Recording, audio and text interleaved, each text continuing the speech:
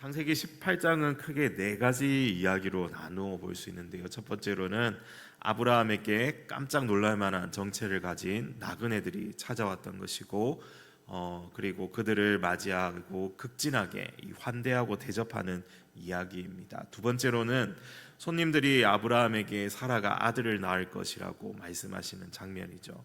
아브라함 여기에서 이 손님들이 보통 나그네가 아닌 것을 알게 되었습니다. 그가 그렇게 극진하게 대접했던 사람들이 누구였는가 하면 이 사람의 모습으로 잠시 찾아오신 하나님이셨고, 또 옆에는 천사들 두 명이었습니다. 그리고 세 번째 장면은 하나님께서 소돔과 고모라의 죄악이 판을 쳐서 거기를 멸망시키겠다고 하면서 아브라함에게 미리 알려주시는 것입니다. 그리고 마지막으로는 아브라함이 거기에 살고 있는 조카 롯을 위해서 도고하는 내용이 이렇게 18장을 구성하고 있습니다. 오늘 본문에는 하나님께서 아브라함에게 하신 이 인상적인 말들이 또한 기록되어 있는데요.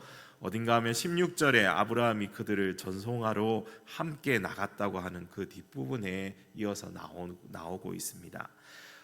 내가 하려는 것을 아브라함에게 숨기겠느냐 하고 말씀하시면서 정말 엄청난 정보를 아브라함에게 알려주시지 않습니까?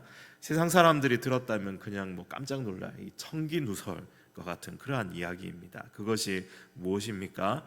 하나님께서 두 개의 성읍 이 소돔과 고모라에 유황과 불을 비처럼 내리게 하셔서 그들을 심판하시겠다는 그러한 이야기인 것이죠. 왜 이렇게 아브라함에게 알려주시고 있습니까? 하나님은 아브라함이 이것을 알기를 원하셨습니다. 왜 알기를 원하셨는가 하면 아브라함을 통해서 하실 일이 있기 때문입니다. 그리고 그 힌트가 18절과 19절에 나오는데요. 우리 18절 19절을 다시 한번 읽겠습니다. 아브라함은 강대한 나라가 되고 천하 만민은 그로 말미암아 복을 받을 것이 내가 그로 그의 자식과 권속에게 명하여 여호와의 도를 지켜 의와 공도를 행하게 하려고 그를 택하였나니 이는 나 여호와가 아브라함에게 대하여 말한 일을 이루려 함이라. 아멘. 하나님은 아브라함을 통해서 이 땅에 이 복을 내리시기로 작정하셨습니다. 그를 통해 하나님을 떠나 살아가는 많은 사람을 구원하실 이 원대한 이 장엄한 계획을 세우셨던 것이죠. 그리고 하나님의 백성으로 어떻게 살아야 할지 아브라함의 가족을 통해서 보여주시기를 원하셨습니다.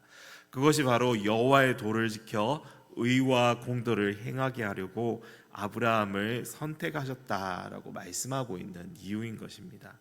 그런데 여러분, 이렇게 살아가는 방식은 아브라함에게만 그치는 것이 아니죠.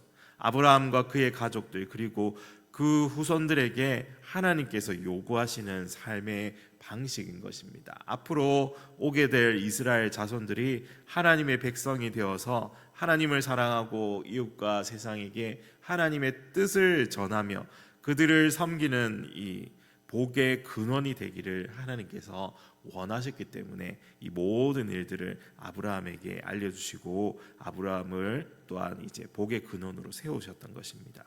그리고 이러한 하나님의 뜻이 육신의 이스라엘에게만 해당하는 것입니까? 그렇지 않죠. 이것은 예수 그리스도를 믿음으로 영적인 이스라엘 자손이 된 저와 여러분에게도 또한 이어지고 해당되는 것입니다.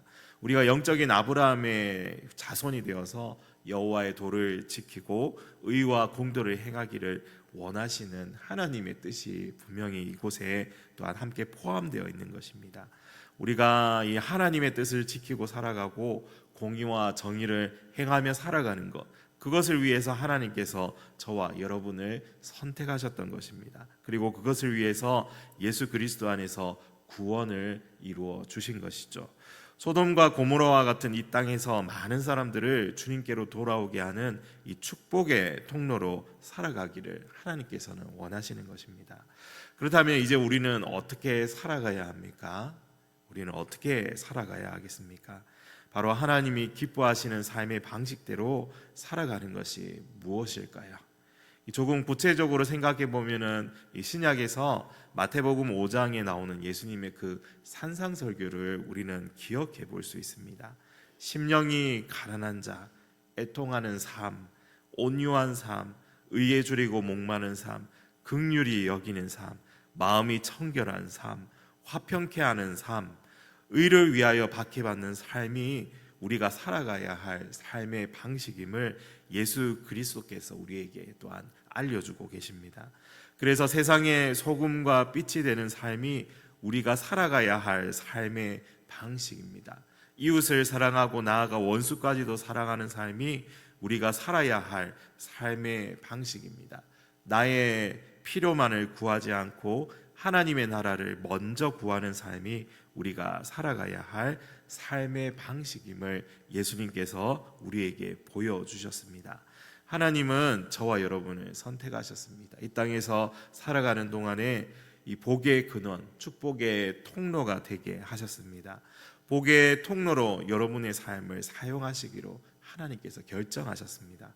나 같은 게 무슨 축복의 통로냐 하면서 인정하지 못하는 분들도 사실 있을 수 있습니다. 그러나 그렇지 않죠.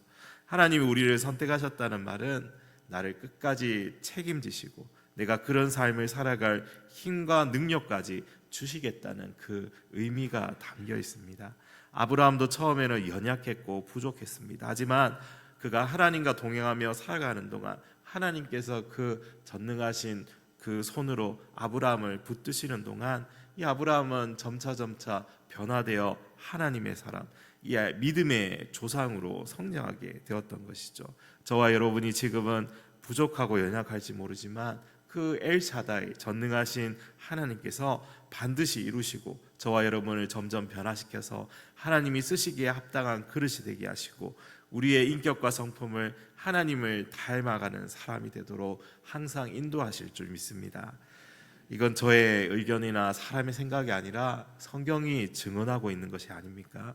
저와 여러분을 지금도 붙들고 계시고 영원히 함께 하시고 떠나지 않으신다고 약속하신 그 주님께서 이루어 가십니다. 우리가 믿고 맡기며 의지하고 신뢰하고 묵묵히 이 길을 걸어간다면 하나님이 행하시는 일을 목격하고 거기에 동참하고 그곳에서 경험하게 될 것입니다. 사랑하는 성도 여러분, 오늘은 이러한 복된 삶이 능력 있게 임하도록 우리가 함께 기도할 수 있기를 바랍니다.